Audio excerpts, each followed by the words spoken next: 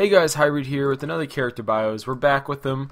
We meant to kind of do this last month, but we just got really busy with stuff. And the problem with this is that with what we're going to try out for the next 2 months is we're doing themes for each month. So this month has the theme of Golden Age characters.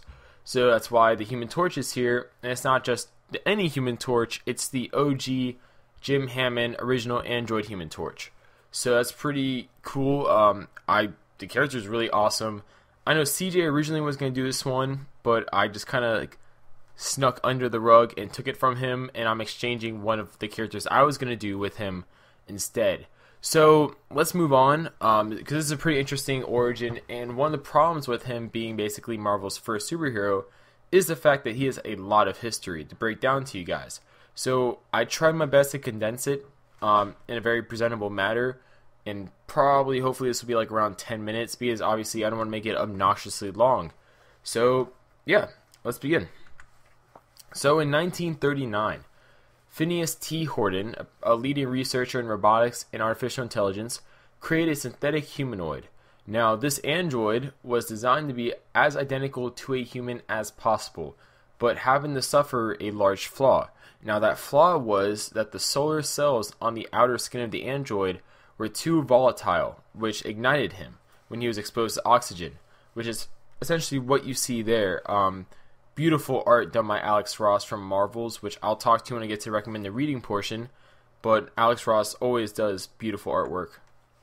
Now, later, kind of during that same year in November, the android was actually revealed at a kind of press conference of sorts, but was revealed to the public. Now, Professor Horton was met with quite intense criticisms from the people there, because a lot of people reacted in fear of, the Human Torch, because, how would you react? This is like the 1939, World War II has not happened yet, but it's 1939, and you have someone that looks just like a human man lighting on fire, no problem. So, I guess I could see to a degree why people would freak out, but yeah, due to the reaction he got, he actually buried the Human Torch, or he's not the Human Torch yet, but he buried the android.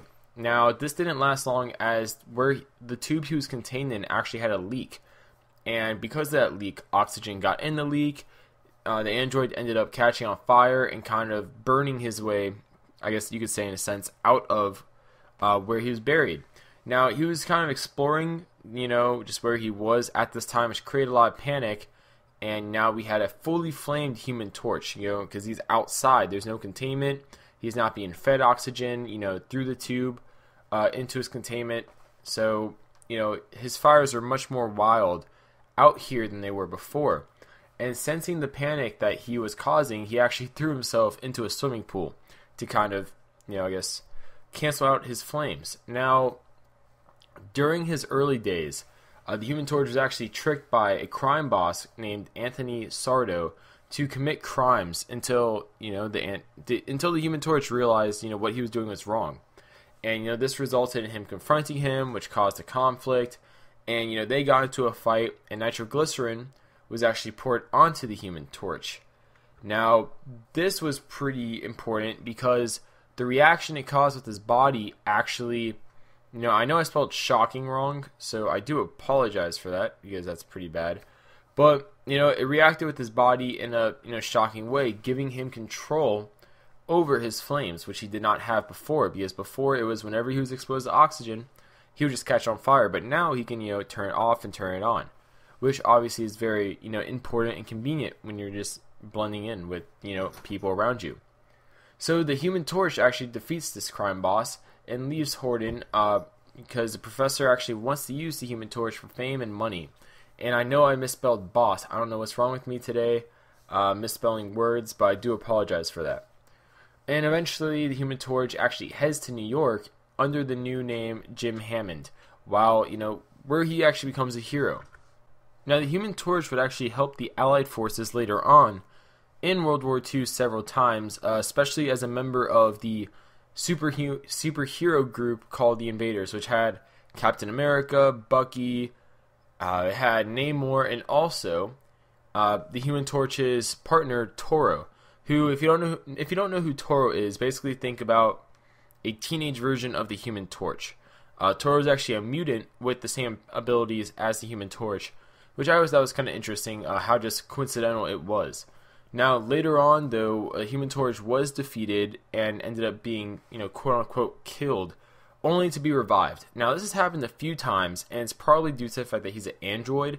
It's so easy, you can just deactivate him somewhat, and there's not a huge hassle to bring him back to life, because, like I said, he's an android. He's not, an actual living human, per se. Even though I guess technically in this kind of comic book world, the term of living could be taken very loosely. So, currently, though, as of the beginning of the all-new Invaders comic, he's currently still using the identity of Jim Hammond and is actually a mechanic in the fictional town called Blaketown. And he's semi-retired from heroics. He's just kind of living a private life, doing his own thing. And if you've read All New Invaders, obviously you know what happens. I'm not going to spoil it, because I've heard it's really good. I read the first issue, and that was it. I haven't read any other issues, but I'm a big fan of James Robinson, especially when he was at DC doing Earth 2, so definitely, he has a massive passion for Golden Age characters, and, obviously it shows. So, let's get to the Human Torch's abilities. Now, the Human Torch can fully produce and manipulate heat and fire. Now, I say fully because other characters like Johnny Storm, they can produce and manipulate heat and fire, but not to the extent, technically, that Jim Hammond can. It's more of a partial than a full.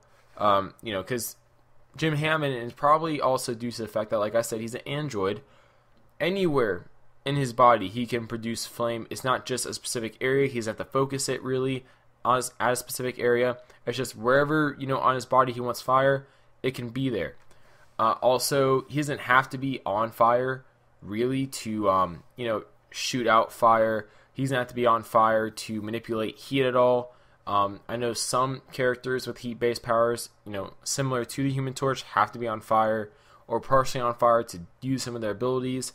The only ability that he has to be on fire to use is flight, when he's in his flame state. Now, also, one thing that's kind of unique about him to a degree is he has superhuman strength, speed, durability, and longevity due to him being an android. Now, listen exactly, because I know some people are going to be like, superhuman strength? What? No, he's not as strong as the Hulk. I'm not saying that. It's superhuman, anything above human. And it's very low level in terms of superhuman. So it's not anything, big. He's not lifting tanks and throwing it or anything like that. He's just stronger than a normal human would be. So that's pretty interesting there. It gives him a big advantage over, if you were to fight the other Human Torches, like they all just had a free-for-all, which I'm surprised Marvel hasn't done yet. Jim Hammond, a lot of people I've read, forums and battle threads and stuff like that, and everyone seems to agree that Jim Hammond would beat, Giant Storm and Toro, if they all got into a free-for-all battle. But anyways, recommend the reading. Now, obviously you have to have Marvel Comics #1, which is the introduction of the original Human Torch. Me personally, I actually haven't read this comic. I was looking for the comic, but I was not able to find it, sadly. I'm sure it's probably worth a lot. Maybe it's not worth a lot, but it's obviously very important as it's the introduction and has the origin of the Human Torch. Now, it's not that important and vital that, I broke my back to read this one, because his origin has been told a few times. Now, next we have the Human Torch Volume 1, which was his original title, that he had led as the Human Torch. So I recommend, if you're a really big, Golden Age fan, you really want to read the original source material, you read this. And then we have Invaders Volume 1, which is like, the original Invaders team, which, like I said, has Captain America, Bucky, Toro, obviously the Human Torch, Namor, Captain America, if I haven't said him yet. So it's pretty cool. Essentially, just think Allied forces versus Nazis, because they fight Nazis a lot of time. Now, after that, we have Secret Avengers #1, which is the Black Ops Avengers unit that was led by, Captain America before he took over the title of Captain America again after Bucky, after Bucky became Captain America. Steve Rogers became Commander Steve Rogers, and he had the suit that was the inspiration for the Winter Soldier suit, and he made a Black Ops Avengers team called the Secret Avengers, which was later led by Hawkeye, which is this comic, and he personally recruited Jim Hammond to be a part of it. After that, we have All New Invaders, which is the current story written by current comic written by James Robinson, which has all the Invaders members coming back together over some Kree artifact. Now, I'm not going to spoil it because I want you guys to read it because it's currently out right now, and I'm a big fan of James Robinson. So go out. If you're actually reading it right now, though, comment below with how you feel about it. And after that, we have Marvels. Now, Marvels is one of the reasons why CJ originally was going to do this one, mostly because he loves Marvels. It's a beautiful graphic novel. It's basically, think about it like Kingdom Come in a sense. This is like Marvel's Kingdom Come.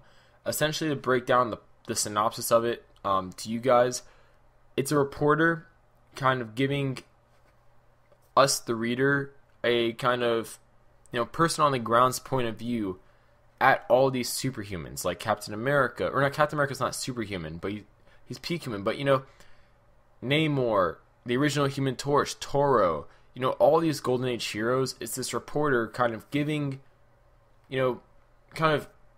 he's essentially the reader's point of view. If we were in this world full of Marvels, what would it be like? So it's actually a really great comic. Written wise, it's really good, and obviously art's done by Alex Ross, so it's beautiful inside. And then after that, we have Marvel's Project Volume 1, which was essentially just the kind of the Invaders team coming together and fighting Nazis, to put it simply. So that's it for the OG Human Torch, Jim Hammond. I hope you guys like this. The next one, it's either going to be Earth 2 Green Lantern, Alan Scott, or it's going to be Earth 2 Batman. I haven't decided which one yet, and the reason why we're doing Earth 2 Batman is because he's basically Our Man. And I'm sure they were going to introduce Our Man to New 52, but DC was probably like, no, we want Batman instead of Our Man. And the writers were probably like, oh, but we want Our Man, so let's just make Batman Our Man. But yeah, so comment below which one you guys would rather see, because whichever one you guys would rather see, we'll probably do. And I'm not going to reveal the other one yet, because that'd spoil the other Golden Age character we're doing this month. But yeah, comment below your guys' thoughts. This is Hybrid, and I'll see you guys later.